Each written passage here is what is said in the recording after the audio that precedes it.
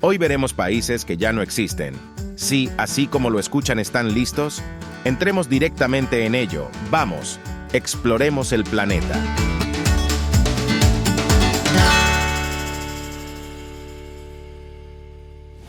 En primer lugar, la más grande de todas, la Unión Soviética.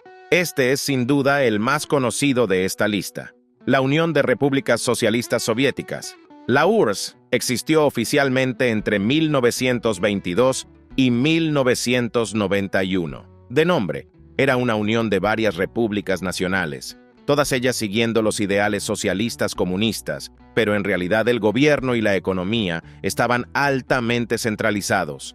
El Partido Comunista era el único permitido, y el partido gobernante también, con su capital en Moscú, Rusia, que era la más grande de las repúblicas soviéticas y que efectivamente gobernaba a todas las demás, que eran en gran medida regímenes títeres de los rusos. Su tamaño era significativamente mayor que el de la actual Rusia y controlaba los países bálticos, Bielorrusia, Ucrania, Crimea, la región del Cáucaso, Kazajstán y otros istán. En esa región, el 80% de su población vivía en la parte occidental del país, cerca o dentro de Europa, un total de 288 millones de personas en 1989, la tercera población mundial en ese momento. Sus raíces se remontan a la Revolución Bolchevique de 1917, constituyéndose oficialmente en 1922 con el Tratado de Creación de la URSS. Hoy en día, la Federación Rusa es vista como la sucesora de la Unión Soviética, lo cual tiene sentido ya que ellos eran los que tenían el control en todo Estados Unidos. Hoy en día, Texas todavía se conoce como el estado de la estrella solitaria, pero Texas tuvo una época en la que en realidad era completamente independiente. La República de Texas existió durante unos 10 años, de 1836 a 1846, y sus ciudadanos eran conocidos como texanos. En realidad, su origen está relacionado con México. En 1836, la provincia de Texas en México declaró su independencia, pero los mexicanos se negaron a reconocerla.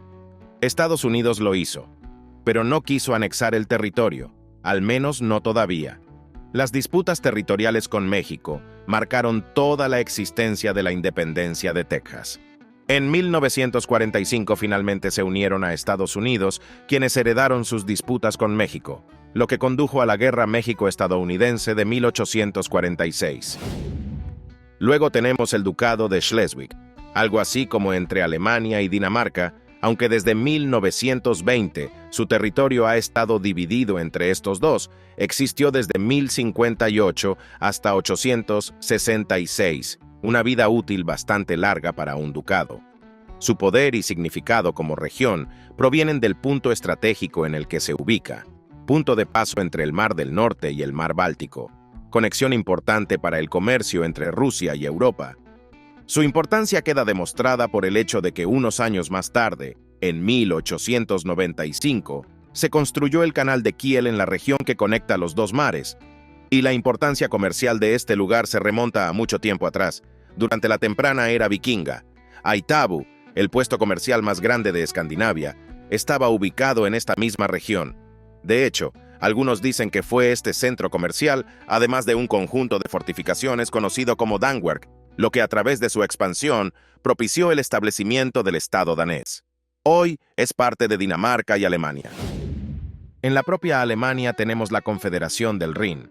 Su nombre oficial era Estados Confederados del Rin, porque en ese momento era una confederación de estados clientes del Imperio francés.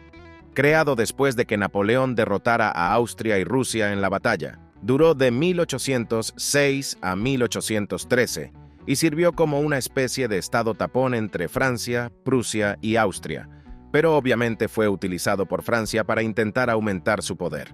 Sin embargo, el dominio francés dependía de su éxito militar y tras la derrota de Napoleón en Leipzig en 1813, la Confederación se disolvió. Todos los estados se independizaron, pero eventualmente volvieron a unirse más adelante en la historia para formar la Confederación de Alemania del Norte, la Confederación Alemana y luego la Alemania tal como la conocemos hoy. Básicamente fue un intento de unificación alemana antes de su tiempo, pero con objetivos secundarios distintos de la unidad nacional. A continuación, otra unión de repúblicas, técnicamente Yugoslavia, que técnicamente existía bajo tres realidades, por así decirlo. Primero como reino de 1918 a 1941, luego como Federación Socialista de 45 a 92, y luego como federación entre Serbia y Montenegro de 1992 a 2006.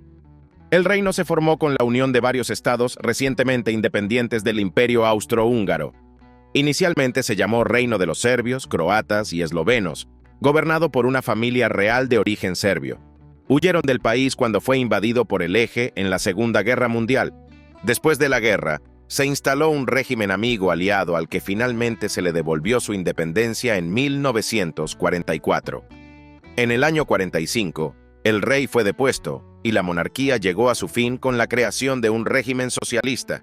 Inicialmente se pusieron del lado de la Unión Soviética durante la Guerra Fría, pero luego siguieron una política de neutralidad y más moderación. Finalmente, la federación se disolvió debido a las muchas diferencias entre los países miembros y las distintas nacionalidades. Todos sabemos el polvorín que han sido los Balcanes en la historia. Hoy el territorio está dividido entre los antiguos países miembros. A continuación, el Imperio Otomano, también conocido como Imperio Turco y más tarde, simplemente como Turquía, existió desde 1299 hasta 1922 y gobernó gran parte del sudeste de Europa, como los Balcanes, Grecia, la región de Turquía, Oriente Medio, e incluso se extendió hasta Argelia y Túnez en algunos puntos. Fue fundada en el siglo XIII en Anatolia por el líder tribal August Osman I. Después de expandir su poder en esa región, cruzaron a Europa en 1354, conquistaron Constantinopla y pusieron fin al Imperio Bizantino en 1453. Un dato interesante es que tras esta conquista, el sultán otomano Mehmed II reclamó el título de César del Imperio Romano.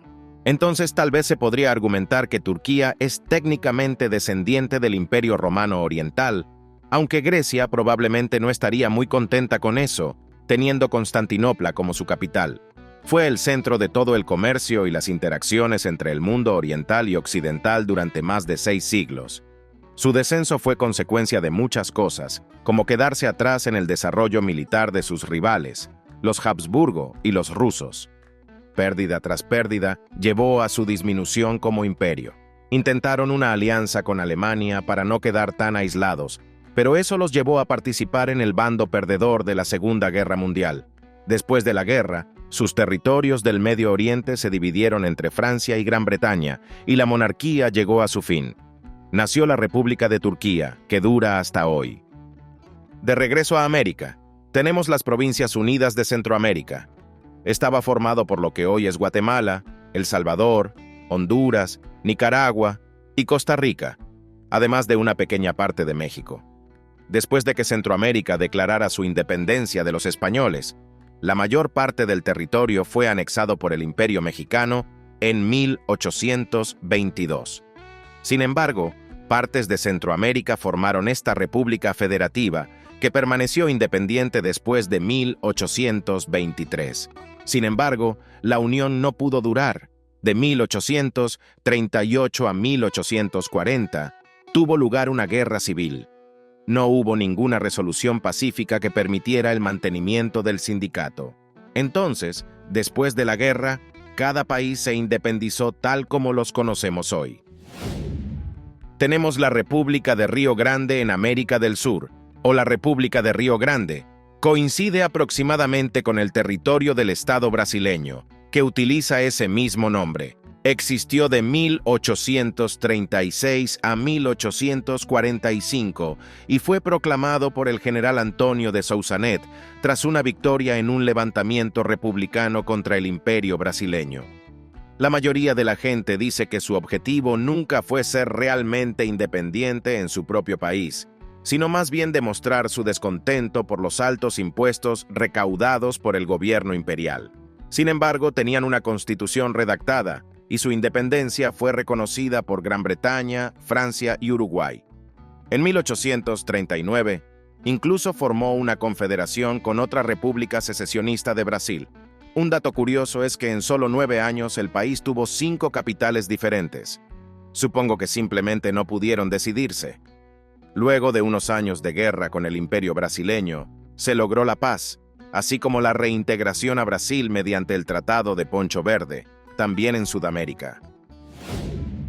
Pero en el norte de la Gran Colombia, de 1819 a 1831, los territorios de Venezuela, Colombia, Ecuador, Panamá, el norte de Perú, el oeste de Guyana y partes de Brasil se unieron bajo un solo país y una sola bandera, la República de Colombia. En ese momento era una nación poderosa. John Quincy Adams, secretario de Estado de Estados Unidos, afirmó que era uno de los países más prestigiosos y poderosos del mundo.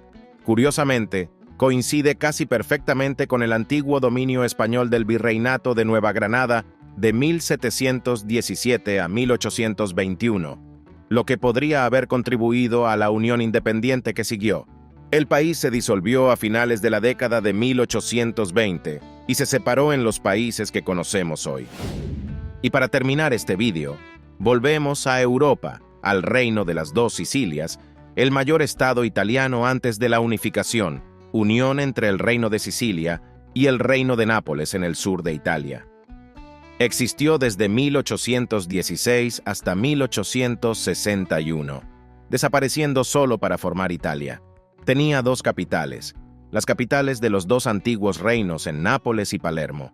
A pesar de poseer una porción algo grande del territorio italiano, su poder y economía no eran muy grandes. La mayor parte de su actividad era agrícola, y la Iglesia Católica poseía hasta el 65% de la tierra en el momento de su creación.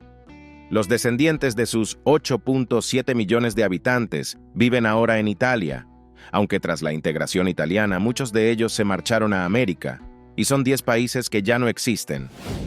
Gracias por ver. Deja un comentario si quieres que siga haciendo videos como este, con alguna sugerencia que puedas tener, y nos vemos en el próximo video, amigos. Sigamos explorando el planeta juntos.